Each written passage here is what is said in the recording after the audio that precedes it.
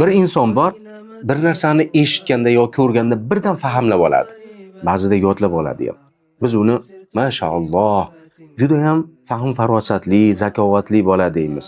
Lekin shu insonni aqllilik ekanligi yetarlimi yoki yo'qmi?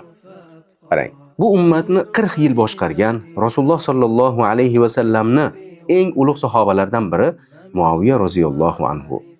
Nima dedi? Al-aqlu mikyal. Aql bu o'lchovdir dedi. Insonni qandayligini o'lchab berib turadigan o'lchov.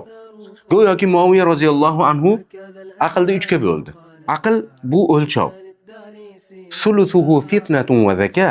3 dan biri zehn zakovat, fahm farosat bo'lsa, 3 dan 2si tag'oful dedi. O'zini bilmaslikka olish. Qarang. Bir odam bor, zehn zakovatli, bir narsani yodlab oladi, tushunadi, insonni yuziga qarab uni kimligini aytib berishi mumkin. Yoki uni so'zlayotgan so'ziga qarab uni kimligini aytib berishi mumkin. Yoki bir narsani birdan fahmlab oladi. Mashaalloh, yaxshi. Lekin unda tag'oful sifati yo'q. U faqat laimlik qiladi. Faqat unga mavzu shu. Birodarining xatosini bilib olsa, faqat kavlash bilan ovora. Faqat kavlaydi. Men aytuvdim-ku yoki qayerda bo'lsin bunga mavzu shu, birodarini kavlash. Aybini bilib oldi-da, yoki so'zida, yoki turishida, yoki amalida bir xatoni bildi. Bo'ldi, u tag'ofullik sifati yo'q. Tag'oful bo'lish eng katta kerak narsalardan biri. Mana ummatni 40 yil boshqargan sahobiy aytayapti. 3 dan 2si tag'oful. Bu rahbarlarda ko'rinadi. Rahbar qo'l ostidagilarda, fuqarolarda xatosini bilib turib, bilmaslikka oladi. Bu yetuklikdan bu.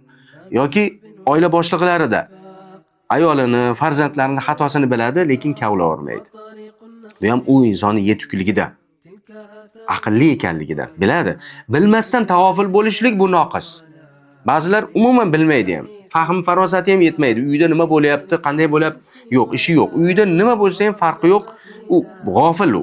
U noqislik sifat. Lekin bilib turib, hadeb buni chiqolamaslik insonning komilligiga dalolat qiladi. Masalan, siz bir birodaringizni xatoni ko'rdingiz, yo so'zlashida yoki amalida bir xato ish qildi. Nima qilasiz siz? Buni nasihat qilasiz. Qo'lingizdan kelgancha yo qo'lingiz bilan borib qaytarasiz, yo tilingiz bilan qaytarasiz, yoki qalbingiz bilan yomon ko'rasiz. Endi uni qachon qarasa siz uchun mavzuga aylanmaslik kerak. Mana sahobalar xatolar sodir bo'lmadimi sahobalarda? Shahrul Haromda o'ldirib qo'ydi-ku. Rasululloh sollallohu alayhi vasallam buyurmagandilar. Lekin Shahrul Haromda, harom oyida urushish mumkin bo'lmagan paytda o'ldirib qo'ydi mushriklar. Ayyuhannos soldi. Mushriklar shunaqada. Bir musulmonlardan bir xatoni ko'rib qolsa, bo'ldi, ayyuhannos soladi.